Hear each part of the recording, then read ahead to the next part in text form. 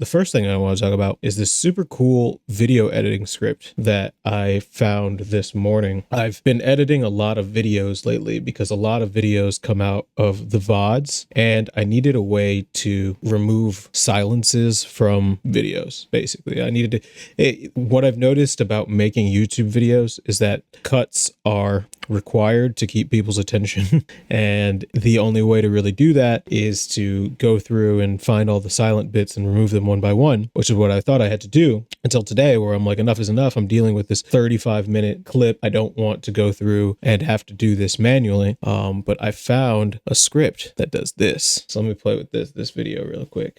So what you're seeing here is my Final Cut Pro timeline in real time. And it's what this script does is pretty magical. It uses FFmpeg to collect all the silent parts and then uses a JavaScript script to go and remove them. So watch this. So there's an FFmpeg script, and then it's literally just going through like crazy and just finding all the silences and just going kamikaze on them. It's there. These silences are getting just obliterated one by one by one, and you can see how it like deals with this long silence coming up, for example, where it just skips ahead. So this is a 34-minute clip, and I would have had to manually go through and shorten it by like finding all these silences manually, which is I think is a big part of the editing process, and now gives me more latitude to focus on making cool edits that I normally wouldn't want to bother making because I just wouldn't have enough time to justify it or give an ROI for the video itself. But then watch this. So like it goes all the way through the video, and then it just starts deleting them like crazy.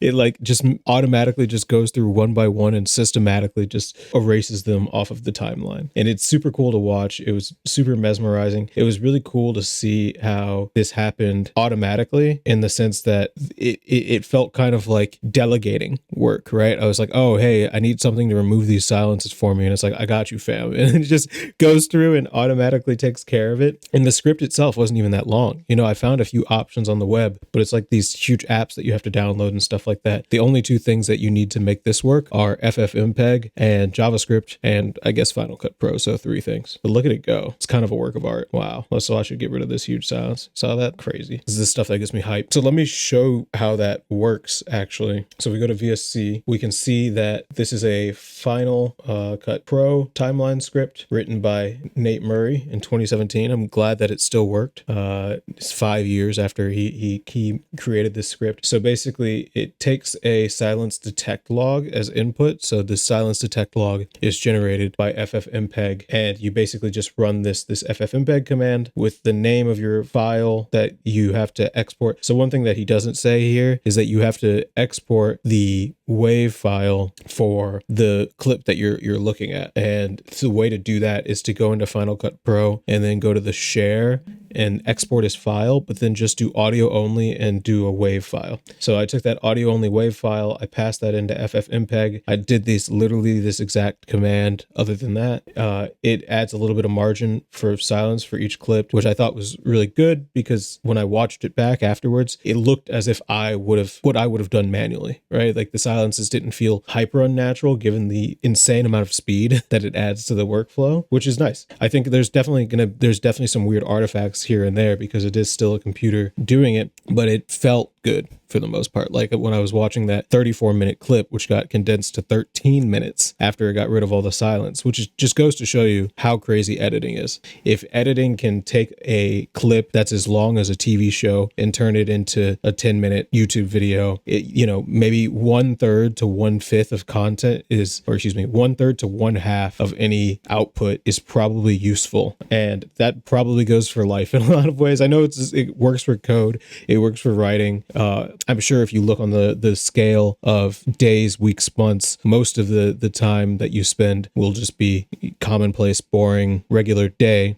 But then once every blue moon, once every 2 weeks, once every 4 weeks, depending on how many opportunities you expose yourself to, you'll have a moment of craziness, of something different than the norm that deviates from the mean. So basically the way that this function works, at least as far as I can tell, is that, it uses Objective-C. It has to start Final Cut Pro. So funnily enough, I don't actually have Final Cut Pro. I have the Final Cut Pro trial still because my MacBook is new. So I didn't actually buy Final Cut Pro yet. So I've been doing all my editing on Final Cut Pro trial. but I went into Final Cut Pro Trial. It says if it's running, and then it'll log it. So when it's open, it basically, I think that this unwraps its contents. I don't know what this does actually. Okay, so this is loading the file for the FFmpeg, I guess. This is the NS file manager, default manager. I'm not actually 100% sure, but we unwrap the contents of this load file function, which is probably just, again, a read file, I imagine.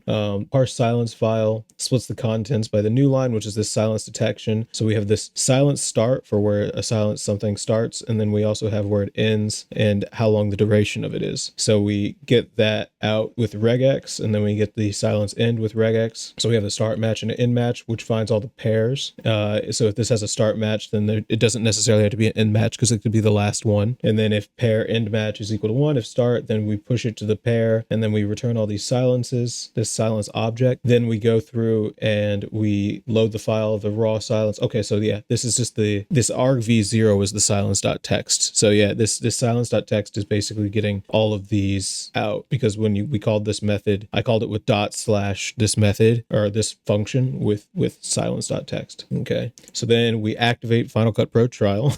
We delay it by 1 second, then we move to time code. This is interesting. So here's a delay for the time code move. I guess this is to kind of like not make it too jarring. I don't know what this does necessarily. Oh, this also could probably add a little bit of delay around the sides, I guess. So we get the seconds and the deciseconds, which I've never even heard of.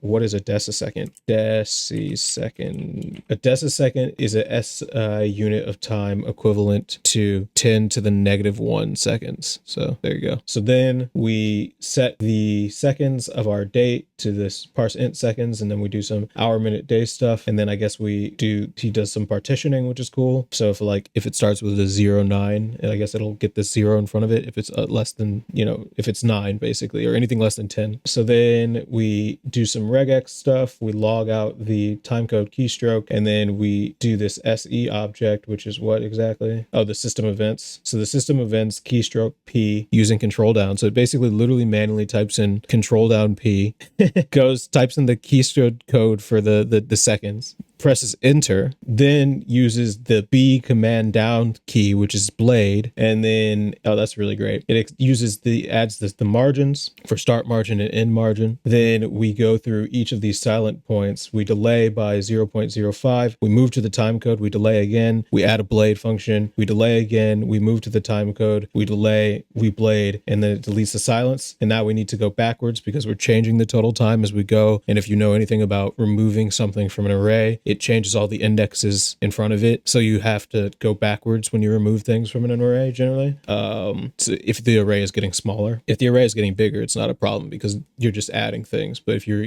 array is getting smaller, the thing that was at 10 is no longer the same thing that's at index 10, for example. So now we go D, and then we move to the start of a time code, and then we hit this key, select the current clip, and then we press delete, which is the delete key for 51. Honestly, just a great script, very clever. 173 lines to do something as crazy as this is just so inspiring, to just be able to make something that is so automatic and can save so much time for the video editing process. And it wasn't even really that hard to do once I figured out the kind of like stuff that I had to do with FFmpeg, and it'll make my video editing process a lot easier on weekends, which as a one-person business who's trying to, make more videos of a certain level of quality and also stream and also write code and write other content on the internet, a tool like this is just a lifesaver, right? Like this is going to save so much time from my schedule. And speaking of time, it's time to talk about our second thing